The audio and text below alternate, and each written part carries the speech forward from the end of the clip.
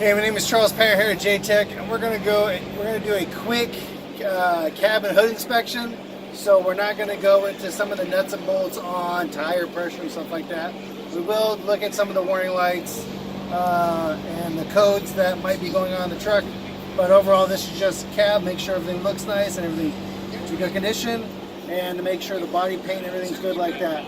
The reason you want to check paints and skirts and flaring and all that stuff is because as you're moving down the highway, any of these chips or dings or pieces missing will cause drag and just kill fuel economy. And most trucks get, 8 miles to the gallon on a good day. So anything less than that, you're just losing money. So it's always good to do this. When you do all your inspections, it's good to start on one side, pick a side. I pick the driver's side, and then go around the vehicle. So what we're going to do is we're going to come inside, we're going to look, open the door up, and we're just going to make sure our panel information is here. Just to make sure this tells our tire pressure, our weight, and stuff like that. So this is very important. One thing I also like to do is you're supposed to check the seat from the inside, but there could be some issues. So I like to check the seat from the outside to make sure that the actuators really work. And that I'm just not too fat and not making it work. So, we don't have air. So that might be something in here. Okay, we looked inside. Make sure you look at the interior. You got a rip in the seat cover. Is that a bad thing? It's missing stuff, maybe. We're checking in the back. Make sure all of our interior is good. That's before we can step inside. So as we step inside, one thing we want to check is all lights. Lights in the interior. We'll go out and do lights on the exterior as well. Just turn them all on. Checking to make sure our tilt works, our telescope works, everything works so far. Now I like to turn the truck on because we're going to look for codes and we're going to see if all of our warning lights. And I was talking about earlier how the seat wouldn't go up. We've got 2 warning lights because the truck's on. 2 warning lights for our air, so we got to let our air build up. We're going to listen, see if we got an audible alarm. We should have an alarm for the airs, and we do not. So that's one thing that needs to be marked, is that our alarms for our air is off, because you won't always see the light. It looks like we got a regen required, parking brakes on, and it's blowing a code. We don't know what the code is. So when we pass this off to the technician, they're going to plug in the computer and see if it's working. I see what the code is. I apologize. So since we're in here, checking lights. Our dash lights don't seem to be working. That's something to mark down.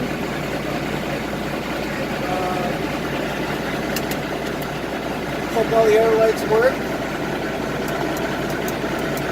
That's how it works. Alright. Alright, so we're going to come out.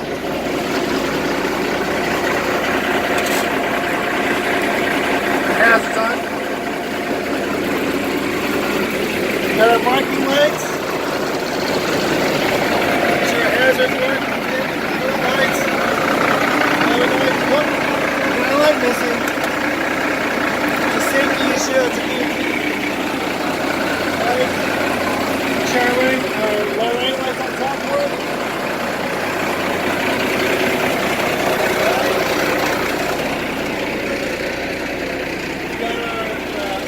Trailer lights in the back. Alright, lights work in the back. Also, we can put it in reverse. Have somebody put it in reverse. I'll go do that next to see if the reverse lights work.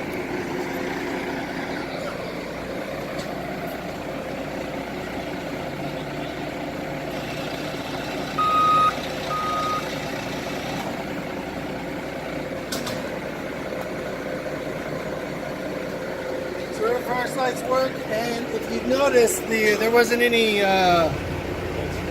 brake lights. So these lights don't have. So there's a disconnect. There's no brake lights on the truck itself. I might have it on the trailer, but not on the truck. And there actually isn't any tail lights either. So right now we just got hazards. I was like, who just did There's some things to mark down if you're just riding the truck. Also, since you're out here, we've gone way around. We're gonna check our glide hands, make sure they're in good condition. We'll make sure there's no cuts on our cables. Make sure everything's good.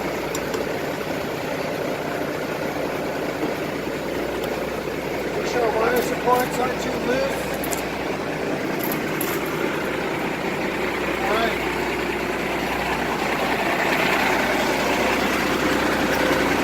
Yeah, was air pressure. Well,